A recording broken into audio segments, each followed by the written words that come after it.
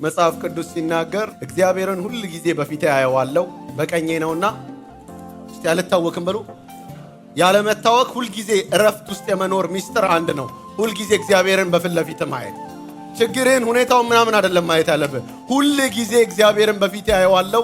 ከዛ ምን ይላል? በቀኜ ነውና። በቀኝ ሲል በነገር ላይ የሆነ በሳይድ እየነገረን አይደለም። በግራ በቀኝ በኋላ የለም እያለን አይደለም። በቀኝ ማለት መጽሐፍ ቅዱስ ኃይልን እየነገረን ነው። ብርታቴ እሱ ነውና፣ ችሎታዬ እሱ ነውና፣ በገጠመኝ ነገር ሁሉ መወጫዬ እሱ ነውና አልታወክም። እስቲ ጮክ በሉና እግዚአብሔርን ሁል ጊዜ በፊት ያየዋለሁ በሉ። በቀኜ ነውና በሉ እስቲ። እስቲ እንደኔ ብርታቴ ነውና በሉ እስቲ።